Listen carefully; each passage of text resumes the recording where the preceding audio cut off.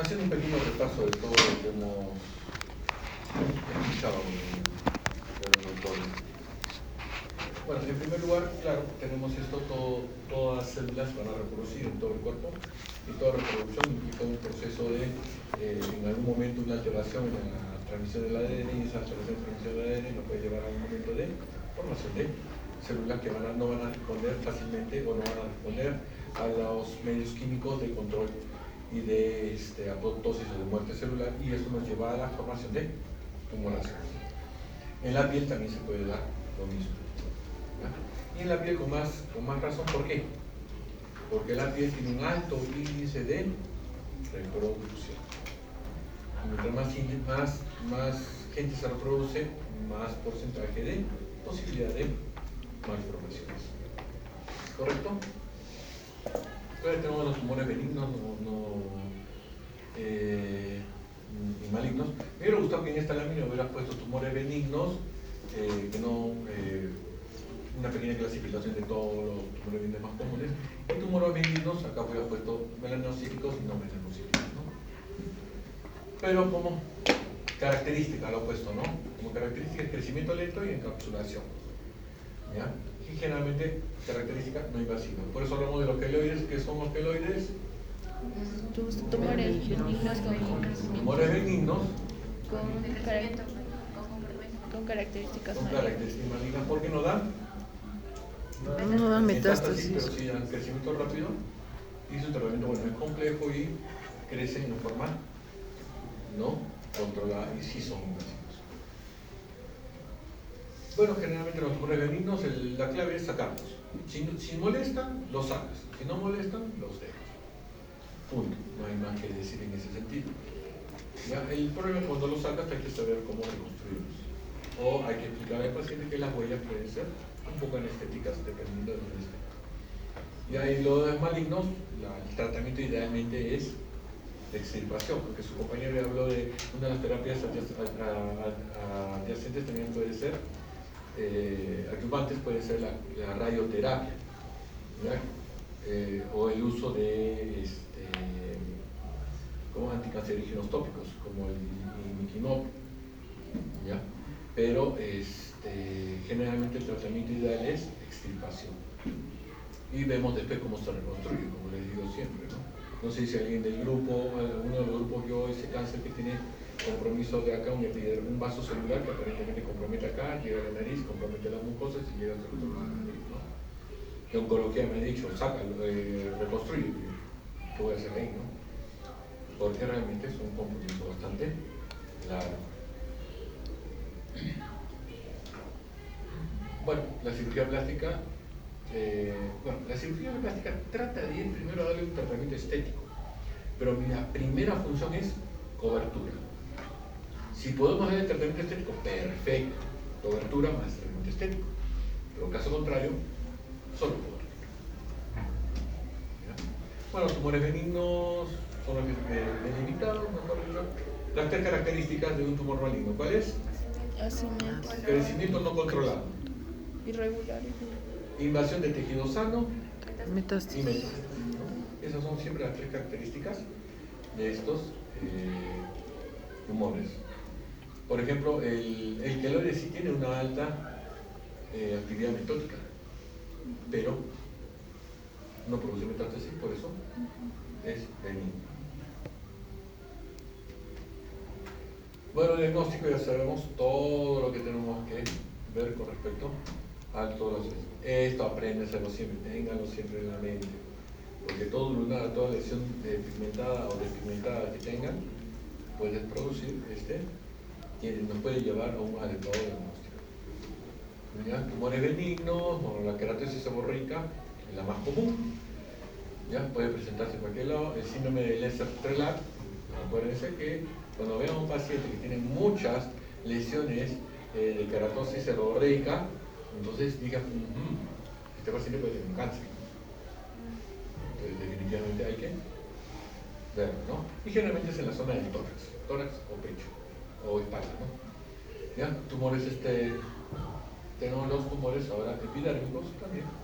Venimos el nebus epidérmico, que es una proliferación. Algo sí, me hubiera gustado en este sentido, conforme avanzó, sí decías, esta es una proliferación normal de queratinocitos de la epidermis, y ya mencionabas todas sus características, y la terapia de dermoabrasión, mencionabas las terapias de la queratosis, de neos epidérmico, dermoabrasión, tópica, crioterapia o excisión, si es un poquito más grande o molesta demasiado, ¿no? Pero conforme fuiste avanzando, te fuiste olvidando de decirme de qué se trata ese tumor. Empezaste a decir solo, se presenta así, forma así y se trata así. Pero no me hablaste de qué se trata, o sea, de qué células proviene, ¿no? O cuál es el origen de esto. El cáncer, el quiste epidermoide, bueno, acá dice muy bien, ¿qué es lo que pasó? Durante su desarrollo, ¿qué es lo que ha pasado? Empezó a crecer la piel, creció la piel, y en un momento hizo como una pequeña invaginación, se cerró y quedó como un quiste de piel, que conforme fue creciendo esa piel, como toda piel, crece, muere y se va formando, de compuestos de la piel se va formando el quiste que va creciendo, ¿no? Que también puede ser por trauma, un trauma hace que un pedacito de células epidérmicas se metan en la seno tejido celular en la dermis y produzca el quiste dérmico, ¿no? ¿Ya? Bueno, entonces, acá, este es un quiste dérmico, o también muchos dicen el quiste sebáceo, famoso quiste sebáceo, ¿no? Y como las características, muy importante. ¿Cuál es la característica? Punto negro. Ese es el quiste dérmico. Tiene su puntito negro. Acá tiene un puntito, que si lo logran ver bien, acá tiene su puntito. Este no parece que tiene puntito. Ese parece otro tipo de patología dérmica, ¿no? El quiste pilar ya empezaste a poner, acá empezó a variar tu forma de ver las cosas, que se forma a partir de células de epitelio folículo piloso. ¿Por qué pasó? ¿Qué pasó con ese folículo piloso? ¿Se infección vaginal? ¿Se tapó? O sea, ¿por qué se formó? ¿Me entiendes? Ya empezaste a irte directamente cómo es y cómo se trata, pero no cómo fue, qué pasó. ¿Ya? Y característica es el quiste piloso. Por ejemplo, en estos quistes pilosos, muchas veces podemos encontrar, cuando sacamos el quiste, abrimos el quiste y encontramos pelos dentro del quiste. Porque es una invaginación del folículo piloso dentro de la piel. ¿Ya? Los nuevos melanocíticos, bueno, también los del mión, los compuestos, de acuerdo a cómo están.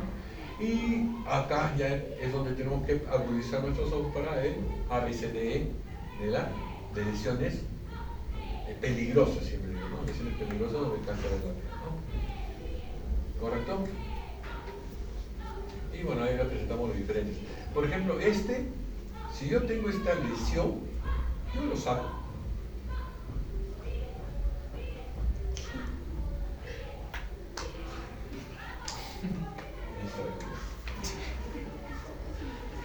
¿Ya? Entonces, ¿por qué? ¿Es peligrosa o no les consideran peligrosa? De acuerdo a ese famoso A, B, C, D, E. ¿Asimetría? Sí. ¿Bordes? También. ¿El color? Heterogéneo. El diámetro, bueno, no podemos ver el diámetro. Y evolución, ¿no? Pero ya tiene 3 de 5, lo saben. ¿Me entienden? Entonces, en ese sentido, ¿por qué les pido que sean un poquito agresivos en este sentido?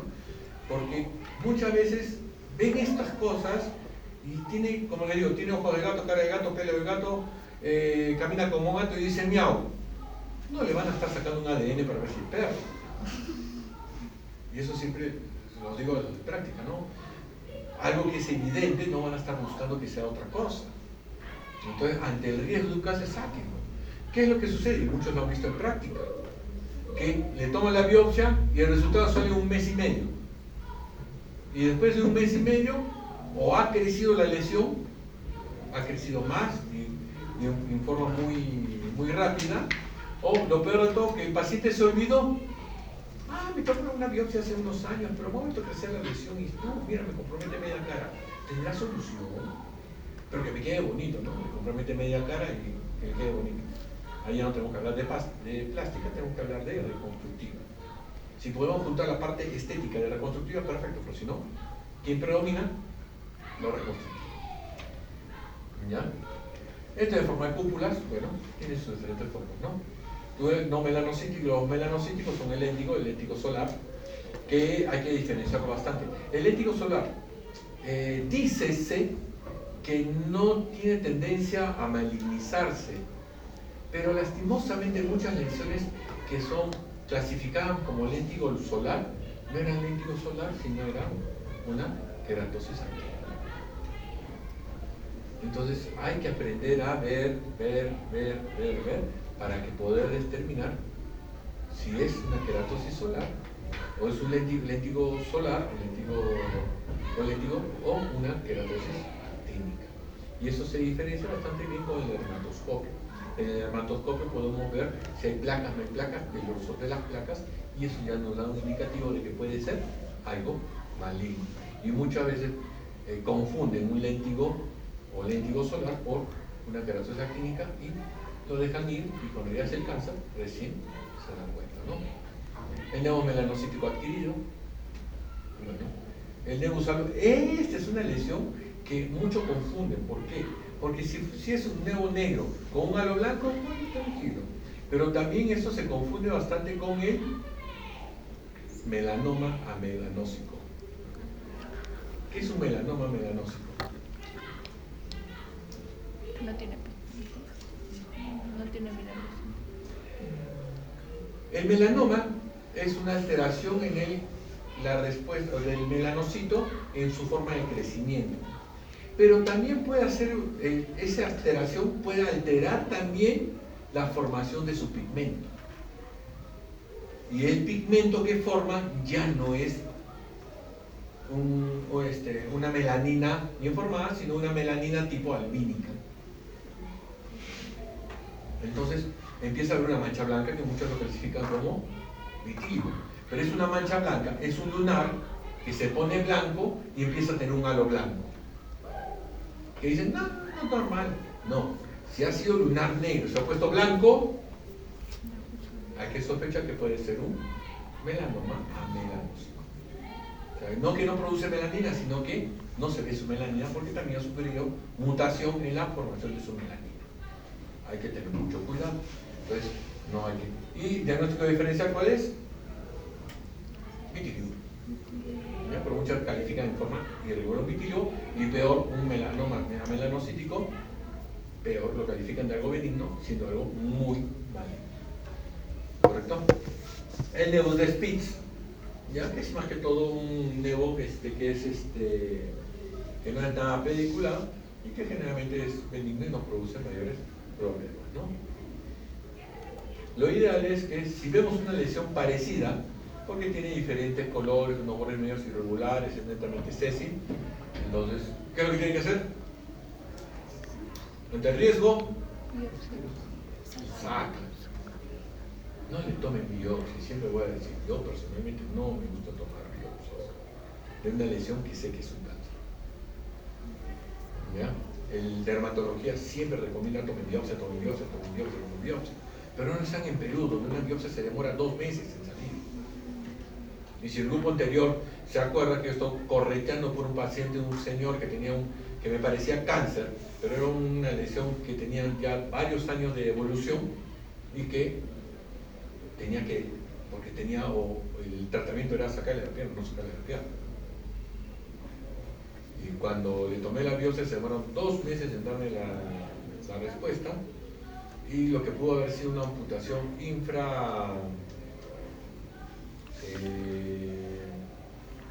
o por debajo de la rodilla, tenía que ser después ya una amputación por encima de la rodilla por la progresión de la mano.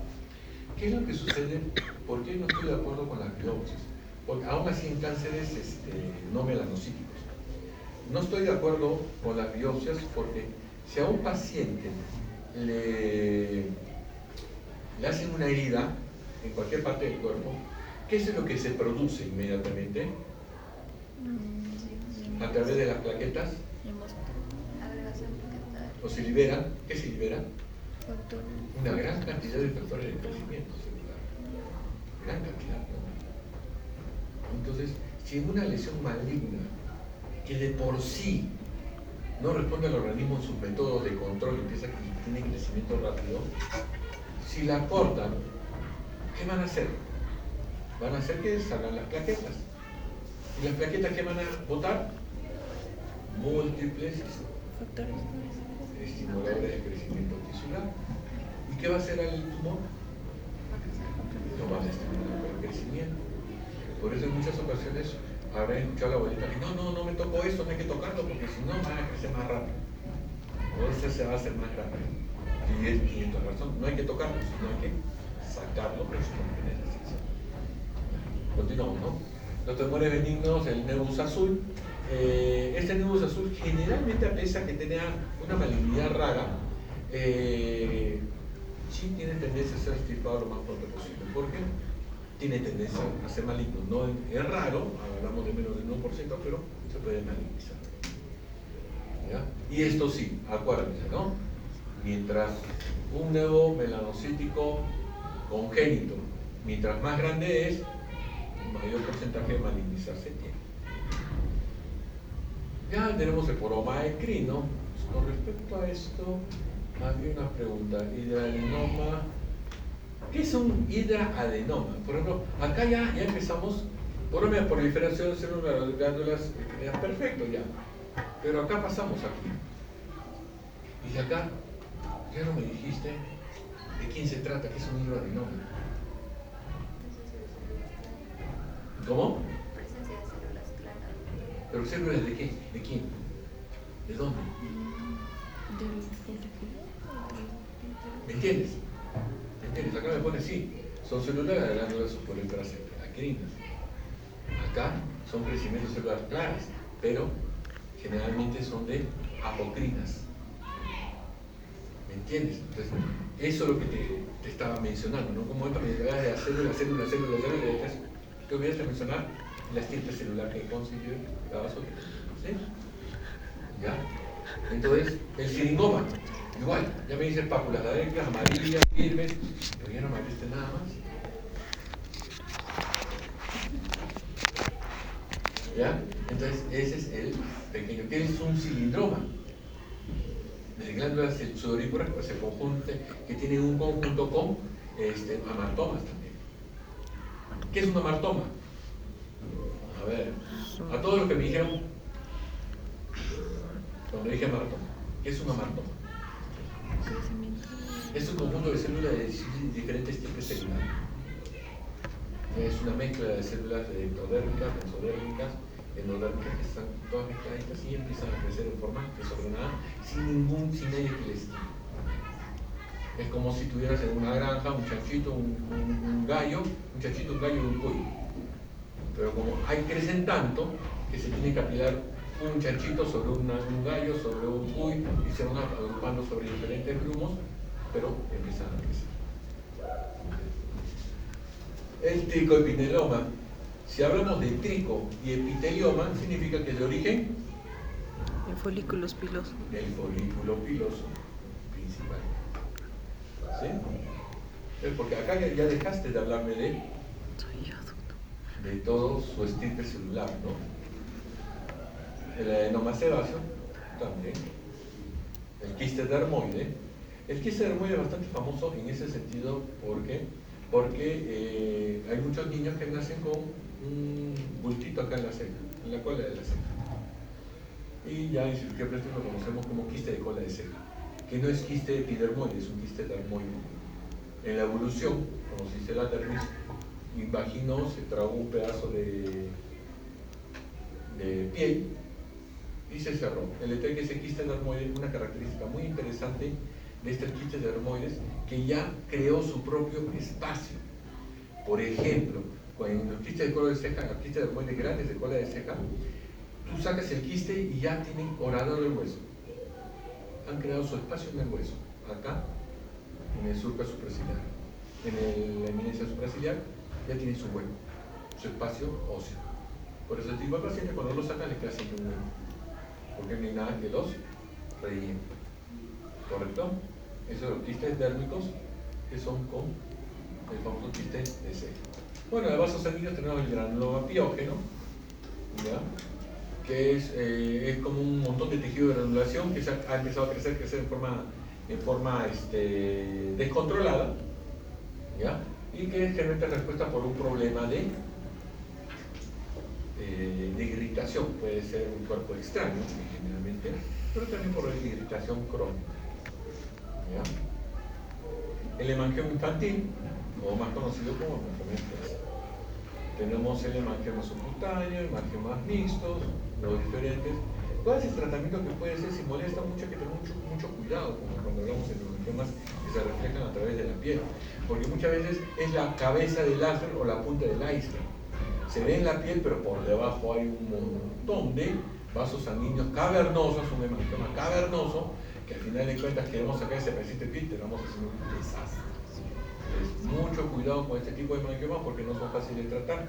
Ahora, algunos, ¿qué es lo que hacen? Le ponen láser, tratan de hacer mil cosas, pero si no tienen un buen estudio, no traten de hacer el tratamiento adecuado. Hoy he tenido pacientes que vienen con grandes cicatrices y dicen, no, me quitaron un pedacito y como sangró, me terminó sacando un pedazo de la boca. ¿Y era por qué? Porque no estudiaron bien y que pensaban que era algo simple. Y ya una muy mala experiencia que he tenido, que he tenido pacientes cuando trabajaba en el seguro y mandaba pacientes para dermatología o los mandaba a oncología porque estaba seguro que eran cánceres o los mandaba a cirugía de cabeza y cuello porque estaba seguro que eran hemangiomas. Y muy soberbiamente decían, hemangioma, eso viste como muy silvestre, ¿no? Y decían, no, me pareció un hemangioma, no es hemangioma. Bueno. Entraron a unas salas de procedimientos a extirpar el quiste, ¿no? Que decían. 3 horas después pasó a sala de operaciones porque era un hemangioma cavernoso que estaba proliferando por ahí. Y tuvieron que hacer una cirugía que duró como 5 horas y fue un desastre. Entonces, como digo, mientras mal piensen, los mejores tratamientos se les va a ocurrir para el paciente. ¿Ya? Bueno, los neurofibromas, el más común de este tipo de lesiones son neurofibromatosis de von Rickenhausen, ¿no? Que son las famosas manchas en café con leche. ¿Ya? Estos fibromas, esto es muy importante. ¿Qué es esto? Esto negro. Acantosis nigricans. La acantosis nigricans está muy relacionada no con la diabetes específicamente, sino con la resistencia a la insulina. Y estas lesiones, que son unos fibromas que son más conocidos como acrocordones. Y estos acrocordones están relacionados bastante también con la acantosis nigricans y están relacionados con la resistencia a la insulina y están relacionados también con la gordura o la obesidad. Pero también hay muchos pacientes que tienen estas lesiones sin tener esto. Y eso está relacionado al trauma crónico de la piel. Personas que usan mucho la chalina o usan mucho casparena, o personas que usan bastante su terno con corbata. Y siempre están en este movimiento y rozan y encuentran bastante lesiones. Igual los gordos tienen un pedazo de grasa acá, y están que rozan su piel contra su piel. Entonces, por eso tiene bastante relación con el trauma crónico. Acá como dice, ¿no? Obesidad de edad avanzada, pero síndrome metabólico de resistencia a la insulina, obesidad e hipertensión, ¿no? Y diabetes mellitus. Yo generalmente esto facilito, por jalas cortas y listo, jalas corta. Empezando un poquito para no desangrar mucho. El tratamiento es relativamente fácil. Ya el lipoma, ya algunos han visto cómo se saca un lipoma, bastante interesante, es casi un parto, sacar un lipoma es casi un parto, y que no hay mayor problema. Estos sí son tumores que hay que extirparlos si es que molesta, ¿no? Si no molesta un lipoma, personalmente, aquí lo toco. Les va a molestar cuando empieza. O si no le molesta, más que todo el paciente lo va a extrañar. Extraño mi tumor, ¿no? Bueno, típico lipoma. Aunque por ese puntito medio oscuro, ¿qué podría sospechar?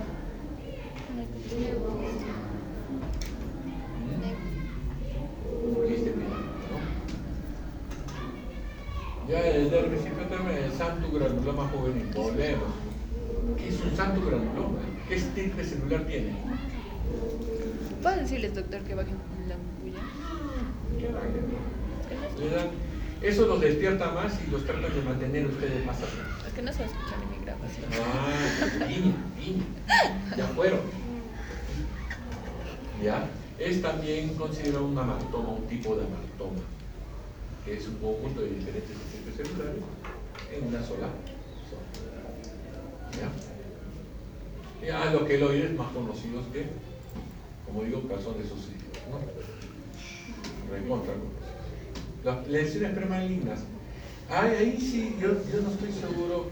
La enfermedad de Bowen es una lesión premaligna o maligna propiamente dicha. Y la enfermedad, la eritroplasia de Keirat, ¿es maligna o premaligna?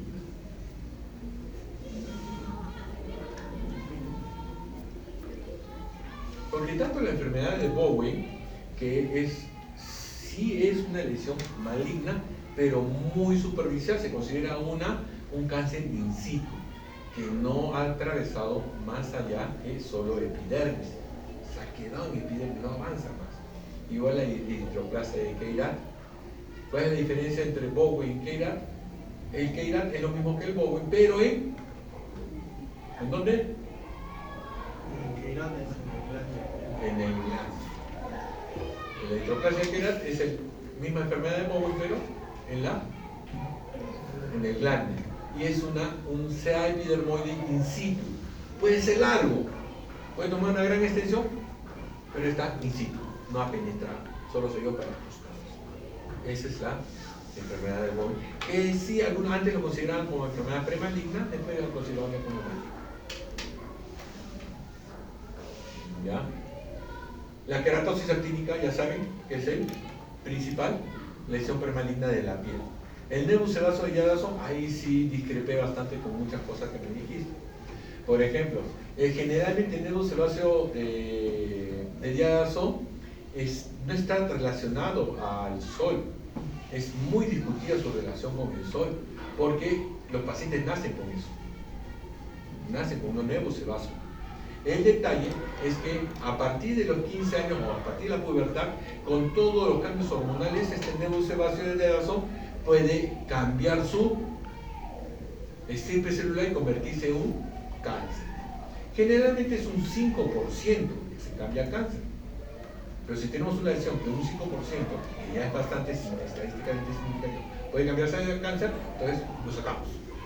Diagnostican un nebus sebáceo de Jadasson, lo sacamos.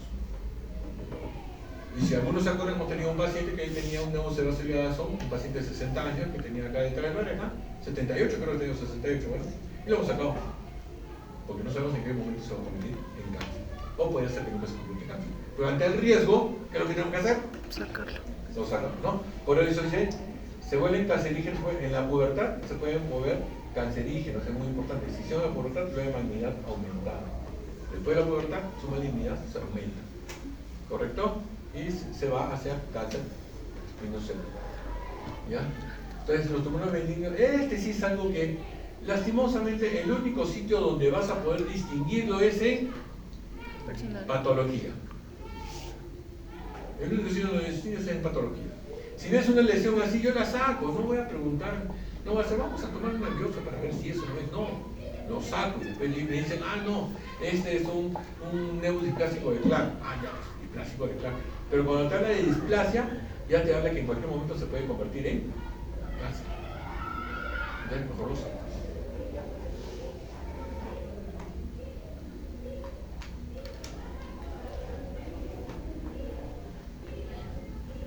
Esto sí es algo terrible, ¿no? El cerebroderma pigmentoso es una alteración en la cual tiene una hipersensibilidad a los rayos ultravioleta que les produce una hiperformación de queratina, por eso su piel es bien descamativa, bien dura, bien arrugosa, y empieza a tener una hipersensibilidad también de los melanocitos ante esta situación. Estos pacientes son los que tienen que estar totalmente forrados, porque su hipersensibilidad también se forma a través de las células de la córnea y también del iris, donde también pueden formar hasta lesiones. ¿Ya? La mejor forma de tratamiento es, o para evitar el cáncer, es mantenerlo bajo sombra. No queda otro, ni siquiera bajo sombra, sino bajo sombra y con más abundante bloqueador solar, porque acuérdense que la luz de día nos contiene tres tipos de rayos, ¿no? O de tipo de frecuencia, ¿no? Los rayos infrarrojos, la luz visible y los rayos ultravioleta. Entonces, todos los sitios donde me entra luz visible o que me permita ver a través de forma natural, contienen los tres tipos de rayos. Por eso los pacientes que tienen melanosis o tienen problemas de pecas o algún tipo de lesión en el rostro, que les digo que tienen que usar bloqueador solar, les digo que el bloqueador solar se tiene que usar aún salgas o no salgas de casa. Por eso lo digo que el bloqueador solar lo tiene que usar no bajo condición, sino bajo un hábito. 7 días 1 a 4, 7 días 1 a 4. No salga de su casa, igual 7 días 1 a 4, 7 días 1. Se va a trabajar a 100 metros bajo tierra, igual 7 días 1 a 4, 7 días 1 a 4. Que lo convierta en un hábito. Y con eso podemos evitar esos problemas. Y especialmente las pacientes que tienen test muy blanca, First Practice 2 o First Practice 3 o First Practice 1, que son ya más bravos, ¿ya? Que son casi los albinos, pero que tienen una hipersensibilidad al sol. Y del malignización, mucho mayor. Un segundito, ¿verdad? A la apreciación.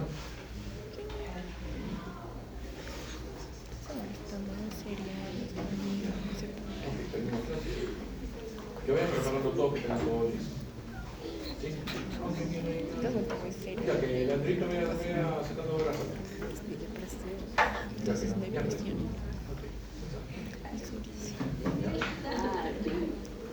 Entonces, ¿cuál es la desgracia de este tipo de... ¿Cuál es la desgracia de este xeroderma pigmentoso? Que casi están condenados a tener cáncer desde los 20 años, si no es antes. ¿Ya? Este xeroderma pigmentoso, ya de los 10 años, de los 20 años ya tienen cáncer. Entonces ese es un problema de esto. Mira, esta carita es una carita de 15 años, 16 años y eso ya es un cáncer. Estas ya son placas que podrían considerarse que son queratosis actínicas. Y una de estas queratosis actínicas ya son cáncer. Ten mucho cuidado. Bueno, acá, muy interesante, con respecto a los diferentes. ¿Qué es el síndrome de Gorlin?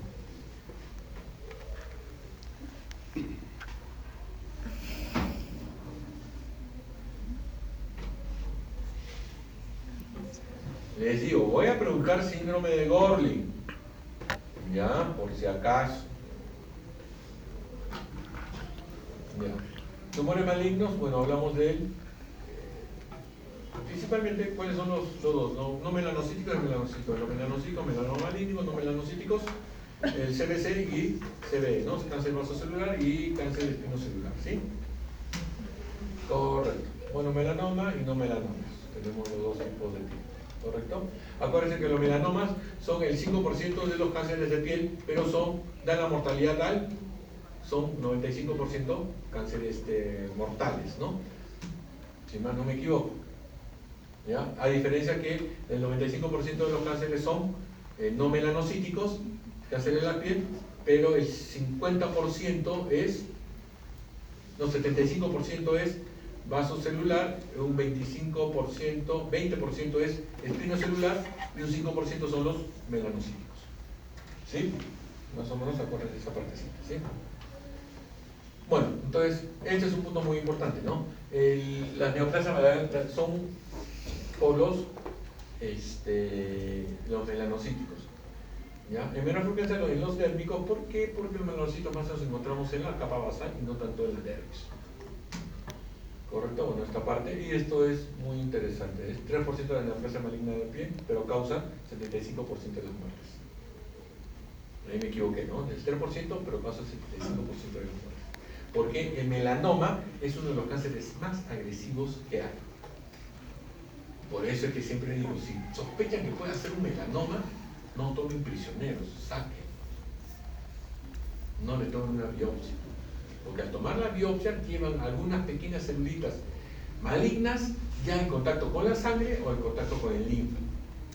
Y ya si tiene metástasis, lo que podemos hacer es solo hacer terapia adyuvante. Podemos darle esperanza de mayor vida, pero no podemos darle esperanza de cura. ¿Correcto? Ya. Los factores de riesgo, principalmente es dos cosas que tienen que entender en esta parte. El principal factor de riesgo es sol y trauma crónico. ¿Ya? Sol y trauma crónico. Esas son una de las cosas que tienen que tomar en cuenta, principalmente. Bueno, y los antecedentes familiares, lógicamente, ¿no? Pero que pueden llevar a eso. Pero sol y trauma crónico. Porque tenemos pacientes que, al examinarles, les encontramos un melanoma o una lesión médica media rara, sospechosa, en el glúteo. Salvo que vaya siempre a la playa en hilo dental para que se desbloquee. ¿Ya? Pero ¿qué es lo que pasaba si el trauma crónico de la truza? Tan simple y común como eso. Y simplemente, en vez de hacerle la lipo, dije, primero te tomamos una biopsia, sacamos tu lesión, la mandamos a estudiar y después nos hablamos de tu lipo. Bueno, pues perdí una lipo, ¿no? Porque sí era un cáncer, sí era un melanoma. Pero gracias a Dios lo saqué entero, salió todo. Recibió quimioterapia profiláctica y se olvidó, pero dijo, ya estoy contenta con mi vida, estoy contenta con mi cuerpo, como que esté viva ya no quiero hacer nada. Lástima, perdí un año. ¿Ya? Ahora, bueno, está relacionado también, esto es una parte de entender bastante, que el 10% se presenta en la agrupación familiar, que es hereditario, la tendencia, igual que el cáncer de mama, ¿no? La tendencia a hacer cáncer de mama aumenta si es que tienen más familiares de primera línea o de segunda línea con cáncer de mama, ¿no? Y está asociado al fototipo de piel. Lógicamente, el fototipo de piel, Fitzpatrick 1, 2 y 3 son más tendencia a hacer este tipo de cáncer que el 3, 4, 5 o 6, el 4, 5, 6 o 7, ¿sí? Y esta relación con el P16. Ya, los VA son los que nos llegan, los VB nos llegan menos y los VC teóricamente no nos llega, pero esto te puede producir un cáncer de piel a una mínima exposición. ¿Ya? Se dice, o se sospechaba, o se hablaba de que ¿por qué aumentaban los cánceres de piel? Porque hay más huecos en la capa de ozono y se filtran los rayos UVC. Y al afectarse los rayos UVC, pues aumenta la incidencia del cáncer. Porque una pequeña exposición de los UVC ya nos produce el cáncer. Pero el principal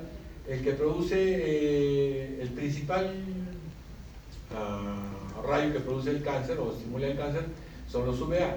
Pero si hay UVB presentes, eso sí producen más rápidamente el cáncer, son más agresivos. Entonces acá, muy interesante esto. El UVA produce un envejecimiento crónico, pero no nos lleva a producir un cáncer. Pero si es UVB, ese sí nos lleva hacia un cáncer. ¿Ya? Los tipos, los nevus, acuérdense que un 30-40% de los nevus son originados un 30-40% de cánceres melanocíticos o melanomas son originados sobre un nevu previo.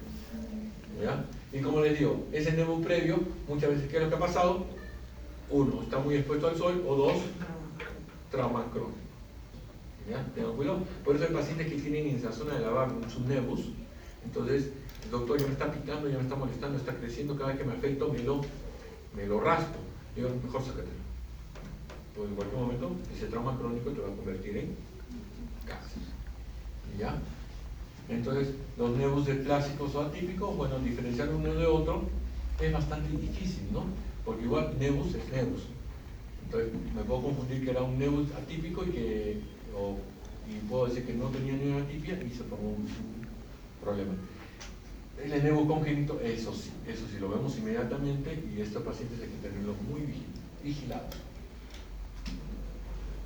¿Ya? Bueno, los factores clínicos, factores biológicos, y acá hablamos de quién, ya empezamos a hablar de la clasificación de Breslow y del Clark. Como dice bien su compañero, la clasificación de Breslow es en base a profundidad y la de Clark es en base a la capa dérmica o epidérmica dérmica que va tomando. ¿Ya? Esta parte es muy interesante, aunque me pareció que acá ulceración epidérmica y ulceración has hablado de lo mismo, pero el índice mitótico, en todo tumor siempre hablamos de, o cáncer, hablamos del índice mitótico. Y el índice mitótico me da una expresión de agresividad de la lesión. ¿Ya? Y el infiltrado vascular, el infiltrado perineural, ¿qué significa? El infiltrado vascular significa que ya las células se han metido a los capilares, y de los capilares ya se han metido a Dios sabe dónde. Y eso sí nos da un rango de mayor agresividad. ¿Sí? Bueno, la histología, generalmente, en base a la profundidad, la sobrevida cada vez es mayor, ¿no? Pero como ya a partir del melanoma ya penetró más de 1 centímetro, ya tenemos solo un 10 a 30% de sobrevida, lo cual ya es bajo. Y si hay 3 centímetros, ya no podemos hacer más. Este es el Breslow, de acuerdo a la profundidad, y de acuerdo, el Clark, de acuerdo a invasión epidérmica, parcial de la dermis, total de la dermis reticular y epidérmica. ¿Ya? Una comparación entre uno y otro tipo de lesiones, hasta donde puede llegar. Ya si un melanoma llegó hasta la piel, hasta la grasa o hasta el músculo, ya solo es tratamiento paliativo. Ya no es un tratamiento cural. El ABCD, no lo conocemos. La simetría del red, bueno, esta es parte del ABCD, pero con un dermatoscopio. ¿Ya? Ahora, en diagnóstico, sí, acá habla de biopsia, pero acá hemos mostrado algo que me asustó. Estos son punch. ¿Para qué sirven los punch? Los punch sirven para tomar biopsias circulares de lesiones. ¿Correcto? Entonces, si el punch me abarca toda la lesión, perfecto, bueno, saquémoslo. Pero si el punch solo me saca un pedacito de la lesión, me asusta porque si estoy sospechando un melanoma y le saco una biopsia, ya estoy dándole o quitándole la oportunidad de sobrevivir. En cáncer, generalmente hablábamos de la primera cirugía, es la cirugía curativa. La segunda cirugía ya tiene alto porcentaje de ser solo paliativa. ¿Correcto? ¿Ya? Entonces, la primera extirpación tomamos 2 a 3 centímetros de margen. Y acá vienen muchos entredichos, ¿no? Habían 2 libros que leía cuando rotaba por el INE, que hablaban de que ya no se deberían tomar más de 5 milímetros de margen de sección en los melanomas. ¿Por qué? Porque el problema del melanoma es por extensión o por profundidad. Profundidad. Extensión. Por profundidad. Por eso tenemos la clasificación de Bredouille y la clasificación de Clark. Las dos me hablan de profundidad. Mi problema es que entre, se profundice. No, mi problema es el que esté arriba. Y si le tomo una biopsia, o si le tomo una... Ah, ya, esto era... En una parte pusiste biopsia o excisión, ¿no? Bueno, no sé qué parte, ¿no? Y no es biopsia o excisión, es biopsia-excisión. ¿Ya? Hay una biopsia incisional y una biopsia excisional. La biopsia incisional es cortar un pedacito de la lesión y mandarla a estudiar. Esa es la biopsia incisional. Y la biopsia excisional es sacarlo todo y mandarlo a estudiar. ¿Ya? Y hablar de sacarlo todo es con bordes de sección o márgenes de sección. ¿Sí? Entonces ahí hablaban de 5 milímetros, 7 milímetros. Entonces hay muchos oncólogos que cuando ya ven que se ha tomado un margen de sección de 5 milímetros y han salido todos los márgenes negativos, o sea que no hay compromiso, y que no ha penetrado más de 1 milímetro o ha penetrado 1 milímetro, ya no le van a hacer márgenes de sección. Le dan solo quimioterapia profiláctica, pero ya no de forma. Y también hablaba de zonas especiales donde se debería tomar. Por ejemplo, ¿no? Cara y manos. Si tengo una sospecha de melanoma, está un melanoma, pero al hacer la biopsia de medio centímetro ya saqué todo, no le voy a sacar 1 centímetro más. Me vuelvo medio dedo, saco medio dedo. Igual en cara, medio centímetro es esto de diámetro, 1 centímetro de diámetro, pero 2 centímetros ya es una salvajada totalmente deforme, ¿no? Entonces ahí es donde ya introducimos el TMN, estadificación TMN. Ya tenemos. Igual, la extirpación netamente es quirúrgica. Entonces, vamos a tomar un consenso. vamos a tomar que por lo menos son 3 milímetros de margen de sección, ¿correcto? Nada de 2 milímetros, nada de 3 milímetros de margen de sección, ¿correcto? Ya, esto es muy interesante, pero yo discrepo personalmente de esto, ¿no?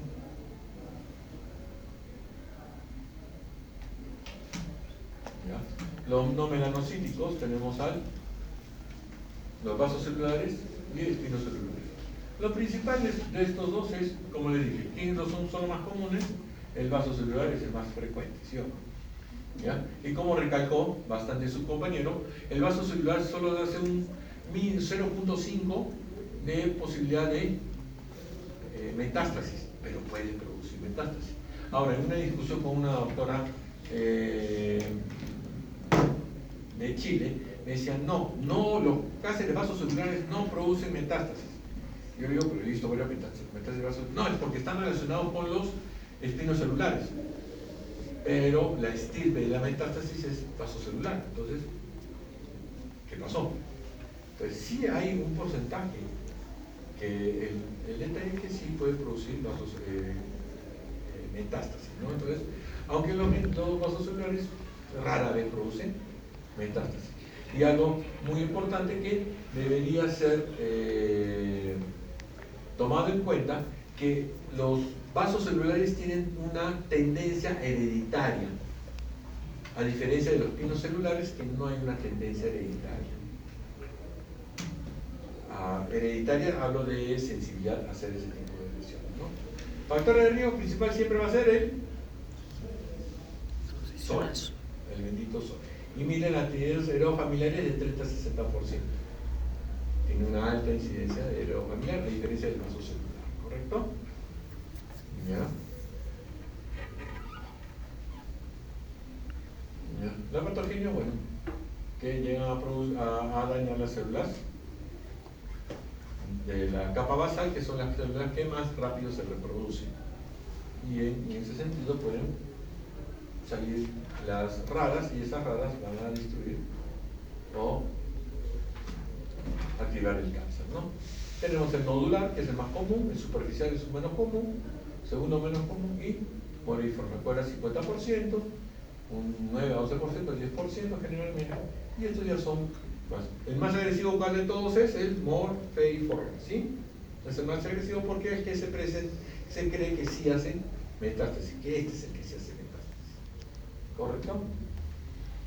Ya el diagnóstico, bueno, el punch, ¿lo ven? Ahí está, este es el punch, y saca un bonito, ¿no? Eso cuando son lesiones que no estoy seguro si son benignas o malignas, ¿no? Pero si ya lo veo maligno, que está creciendo, proliferando, haciendo una úlcera y está invadiendo tejido sano, todo eso, ya, ¿para qué voy a tomar una biopsia? Mejor es todo. Y doctor, ¿cuál es el diámetro del punch? No, es diferente. El diámetro del punch puede ser de 2, de 3, de 5 hasta de 1 centímetro. Son diferentes tipos de punch que hay. Por eso en esa imagen, cuando veían todos diferentes punch acá, eran de diferentes diámetros. ¿Ya?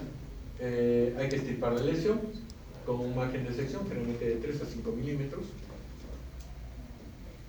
¿Ya? La reconstrucción, de acuerdo a lo que se puede hacer y de acuerdo a lo que tenemos.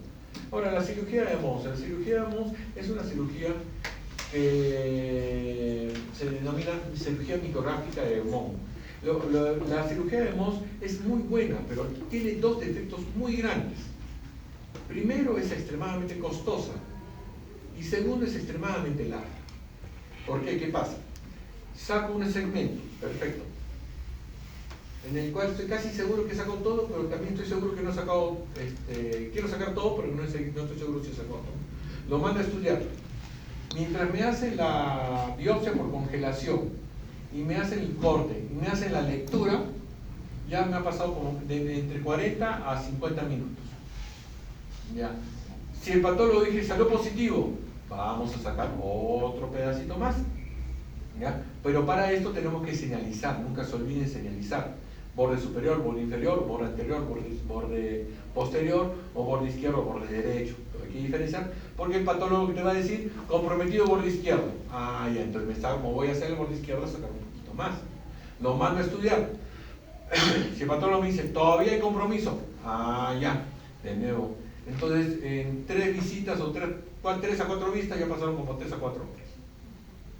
Y estás utilizando enfermera, sala de operaciones, médico, personal técnico, si es necesario anestesiólogo, sí, si no hay anestesiólogo, bueno, y un patólogo de guardias. Es carísimo. Entonces, hay que saber cuándo pedir cirugía de MOS. Por ejemplo, ¿no? Una de estos, cuando está muy cerca del párpado, si tenemos la posibilidad, ahí hacemos el MOS para no lesionar o no tocar el párpado. Pero, igual, realmente nunca he hecho una cirugía de MOS, y amigos que han hecho cirugía de MOS me dicen nunca más lo vuelvo a hacer. ¿Por qué? Tiene esas. Pero eso sí, estéticamente es mucho mejor. ¿Por qué? Porque me corta justo en el bordecito, no trato de sacar de más, ¿no? Es lo más preciso posible a sacarlo enterito, sin compromiso o sin sacar mucho tejido. ¿Sí? Bueno, si es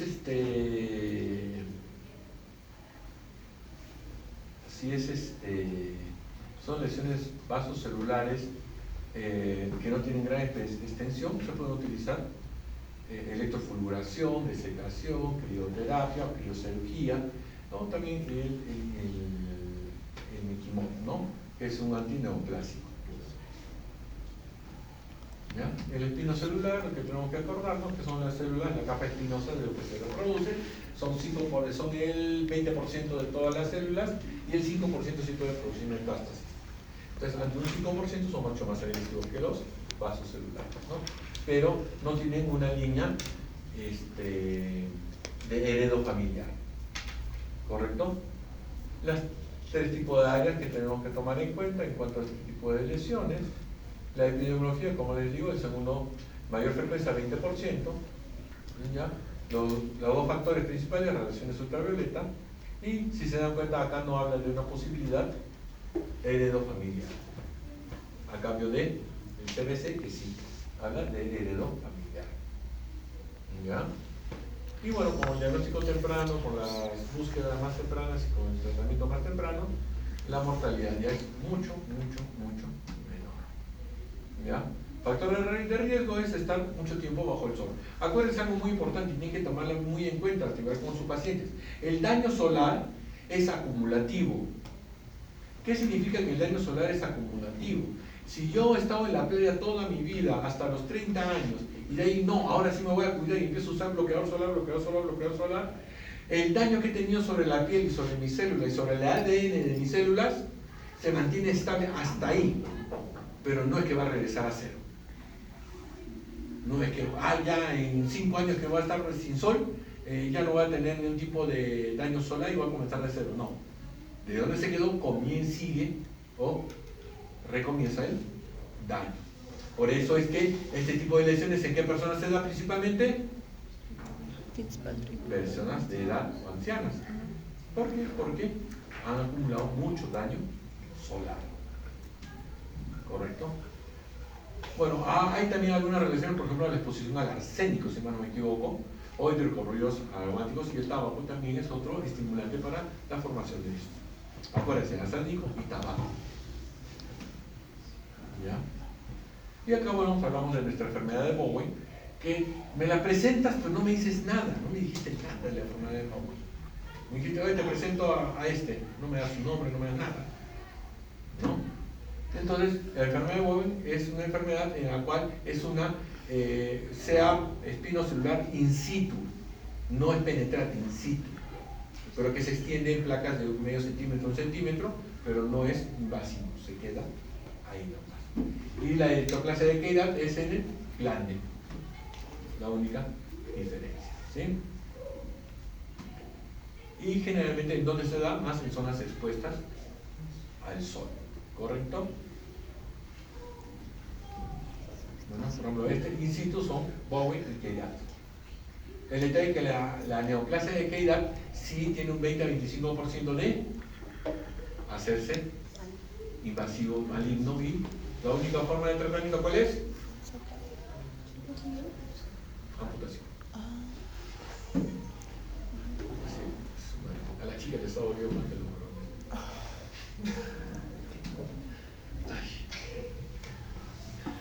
Ya, bueno, la hidroplasia de Kehrat, el invasor, entre todos este es el más común que vemos, ¿no? Y el carcinoma oral, estos están más relacionados ¿a quién? Al tabaco. Y también a caries crónicas. Dientes cariados crónicos, que empiezan a producir irritación crónica hasta que salte el cáncer. No, ante la sospecha no se hace una biopsia, se hace una biopsia pero de excisión, ¿no? Si los consideran muy superficiales o que de reciente aparición, puedes utilizar la electrocirugía, la criocirugía, la laserterapia, todos son buenos. La cuestión es que desaparecen. ¿Ya? La cirugía ya cuando son evidentes, ya tiene un grosor y lo sacamos. Y la cirugemos de acuerdo a lo que tengamos recursos de patólogo y todo lo demás.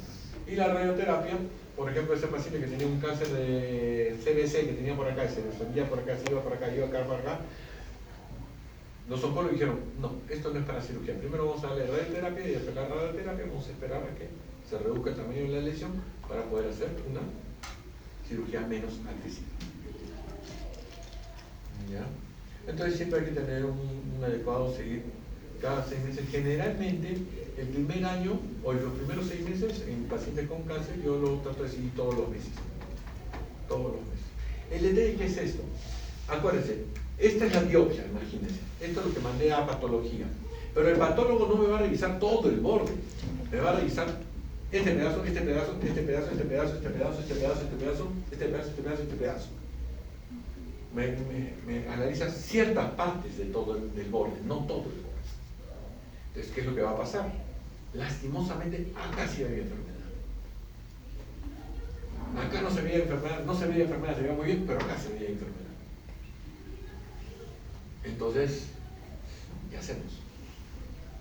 Entonces, la única forma para evitar eso no es que estudien todo el borde, sino vigilancia. Porque sí, ha habido varios pacientes que, a pesar de que su patología salió negativa, en la misma cicatriz ha recidido. Entonces hay cirugías más agresivas. Listo. ¿Alguna duda, miedo, temor, pánico, terror? ¿Ya? Me imagino que su delegado ya les transmitió las notas todavía. ¿Sí? ¿Alguno está en desacuerdo con su nota?